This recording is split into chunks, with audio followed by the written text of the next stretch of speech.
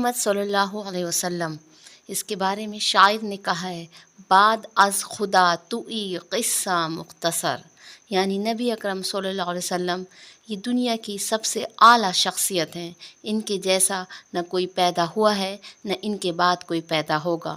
اللہ سبحانہ وتعالیٰ نے محمد مصطفیٰ صلی اللہ علیہ وسلم کو ایک معلم بنا کر بھیجا تھا، ساری امت کے لیے یہ ایک معلم تھے، لہٰذا نبی کی ہر ادا، نبی کا ہر کام، نبی کا ہر عمل ہمارے لیے واجب العمل ہے۔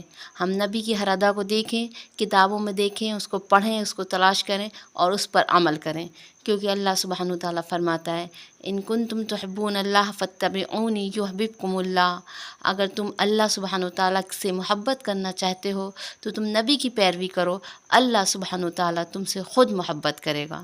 یہاں پر میں آپ کے ساتھ ایک حدیث شیئر کر رہی ہوں، اس حدیث میں نبی اکرم صلی اللہ علیہ وسلم نے ایک دعا سکھائی ہے، وہ دعا اتنی کارآمد ہے کہ اگر ہم صبح شام اس کو پڑھیں گے تو ہم دنیا کی بلاؤں سے اور دنیا کی مصیبتوں سے محفوظ رہیں گے اور آخرت کی ترقی کا باعث بنے گی یہ دعا۔ لہٰذا اس دعا کو سنیے اور اس دعا کو یاد کریے اور اس دعا پر عمل کریے۔ یہ دعا حدیث سے ثابت ہے۔ حدیث عمر ابن خطاب رضی اللہ تعالیٰ عنہ سے مروی ہے اور ترمذی کی کتاب میں لکھی ہوئی ہے۔ وہ فرماتے ہیں، ایک مرتبہ رسول اللہ صلی اللہ علیہ وسلم وحی اترنے کے بعد قبلہ رخ ہو کر اپنے دونوں ہاتھ اٹھائے اور دونوں ہاتھ اٹھانے کے بعد نبی اکرم صلی اللہ علیہ وسلم نے یہ دعا مانگی کے اندر امت کے لیے ہزاروں خیر اور برکتیں پوشیدہ ہیں اور ہزاروں درس پوشیدہ ہیں۔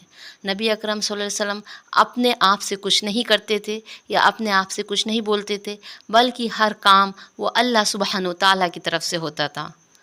لہٰذا ہمیں یہ دیکھنا ہے کہ نبی نے کس موقع پر اور کس جگہ پر کیا کیا الفاظ کہے اور کون سا عمل کیا۔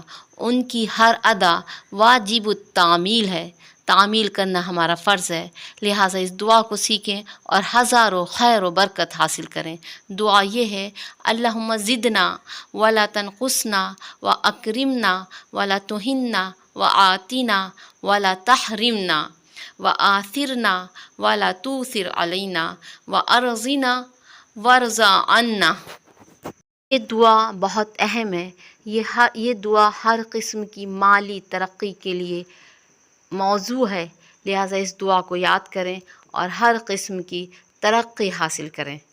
اس دعا کا ترجمہ یہ ہے، اے اللہ، ہم پر دنیا اور آخرت کی نعمتوں میں اضافہ فرما اور ہمارے لیے دنیا اور آخرت میں کمی نہ فرما اور ہمیں عزت عطا فرما اور ہمیں ذلت سے دوچار نہ فرما اور ہم کو دنیا آخرت کی بھلائی عطا فرما اور ہمیں اس سے محروم نہ کر اور ہم کو برگزیدہ بنا اور ہم پر دشمنان دین کو غالب نہ فرما اور ہم کو اپنے شکر اور عبادت پر راضی کر لے اور تھوڑی سی فرمانبرداری اور تھوڑی سی نیکی پر آپ ہم سے راضی ہو جائیے۔ وما علینا الا البلاغ، والسلام علیکم ورحمۃ اللہ وبرکاتہ۔